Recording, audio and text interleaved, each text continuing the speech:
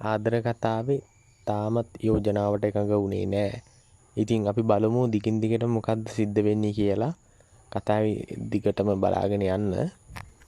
ඉතින් මම අලුත් Facebook page එකක් open කරලා තියෙනවා. ඔයාලට ඔයාලගේ අදහස් යොමු කරන්න පුළුවන් මේ Facebook page එකට.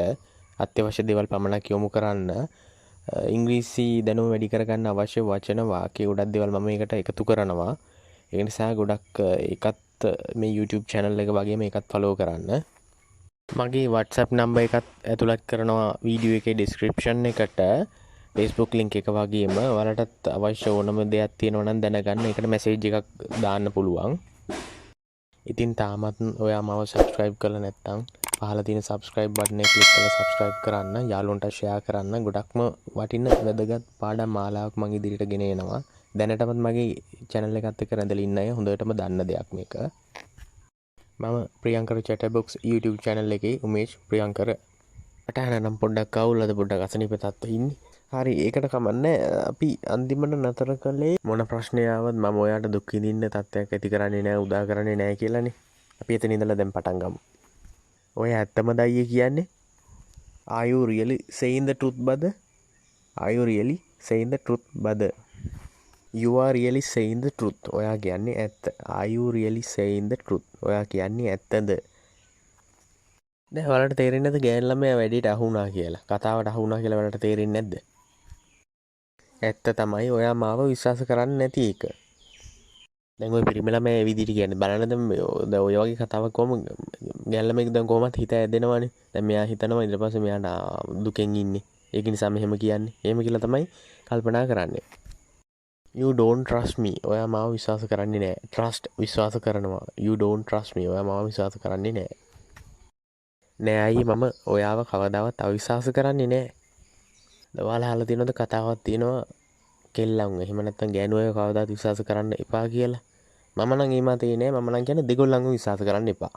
මොකද කිසිම කෙනෙක් මිනිස්සු කියන ගැටි කොහොම කරත් විශ්වාස කරන්න අමාරුයි. මේ ඉන්න මිනිස්සයා නෙමෙයි ඊළඟ මොහොතේ ඉන්නේ. එහෙනම් මගේ යෝජනාවට කැමති වෙන්න. අවිශ්වාසත් නැත්තම් ප්‍රශ්නයක් නෑනේ කැමති වෙන්න පුළුවන් නේ. Then accept my proposal. Accept කියන්නේ පිළිගන්න. Proposal කියන්නේ යෝජනාව. Accept පිළිගන්න එක තමයි උනාට මෙතන කියන්නේ කැමති වෙන්න කියන එක. I will love you till death. I will love you till death. till death මරණ තුරුම. till death මරණ තුරුම. ඔය බොනවට වඩා බොරුවට පින්සෙන්ඩු වෙන්න යන්නේ ඒකත් හොඳ දෙයකට නෙමෙයි. ඒකත් මතක තියාගන්න ඕන දෙයක්. ඒත් මට බයයි අයියේ. ආයිත් කියනවා ගෑන් ළමයි ඒත් මට බයයි අයියේ. බලන්න කොහොමද කියලා දැන් අත්දැකීම් Tamanට තියෙන අත්දැකීම් එක තව ප්‍රශ්න වැඩි වෙයි. එහෙම නැත්නම් මේකත් එක කරදරයක් වෙයි. එහෙම නැත්නම් මෙයාට මට බොරු කරයිද දන්නේ ඒක හිතෙන් හිතනවනේ නොකියුවට. දැන් නැවතත් කියනවා. ඇයි ඔයා බය වෙන්නේ මාව අවිශ්වාස නැත්තම්? ඇත්තනේ කතාවේදී අවිශ්වාසත් නැත්තම් ඉතින් බය වෙන්න දෙයක් නැහැ විශ්වාසයි කියන එකනේ.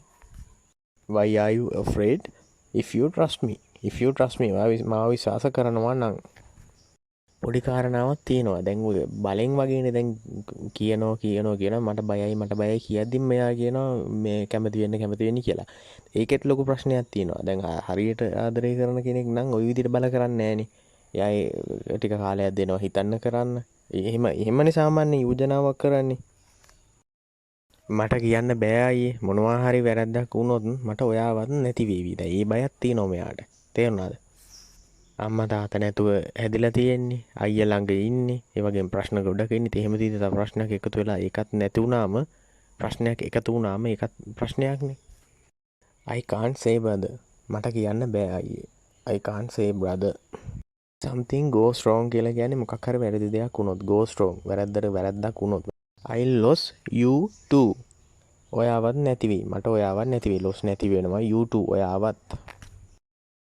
මට ඒ දුක දරා ගන්න බැරි වෙයි. won't be able to නොහැකි වේවි.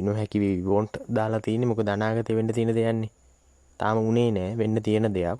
මෙයා බලන්නේ කොහොම හරි මගේ අරව ගන්න. නමුත් ප්‍රශ්නේ තියෙන්නේ මගේ අර ගන්න බැරි වේද කියන එක තමයි. බෙයා කියලා වලහටක් කියනවා. මෙතන කියන්නේ බෙයා කියන්නේ වලහට නෙමෙයි දුක දරා ගන්නවා බෙයා.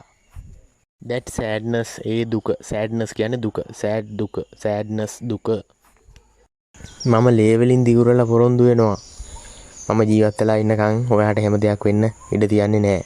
එහෙම මොකුත්ම වෙන්න ඉඩ තියන්නේ නැහැ කියලා. කොහොමද වාක්‍යයේ බරපතලකම? මාර ආදරයක් තියෙන්නේ නේ.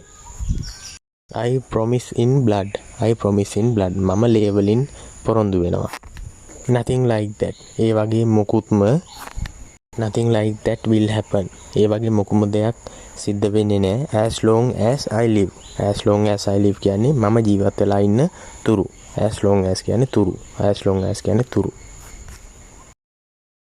කෙල්ල ආයෙත් අහනවා ඔයා ඔය කියන්නේ ඇත්තද? ඔයා ඔය කියන්නේ ඇත්තද? බලන්න තීරණයක් ගන්න ගියාම කොයිතරම් හිතන්න ඕනද කියලා. Are you telling the truth? Are you telling the truth? ඇත්ත තමයි අනේ කිව්වේ. මෙච්චරලා මම කියන්නේ ඇත්ත තමයි. The truth is told. The truth is told. දැන් මේ ඇත්ත කියනවා කියලානේ කියන්නේ නේ.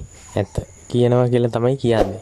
බලමු ඔය කියන ඇත්ත එයා හරියටම පිළි අරගෙන යෝජනාවට එකඟ වෙයිද කියලා ඊළඟ කොටසින්.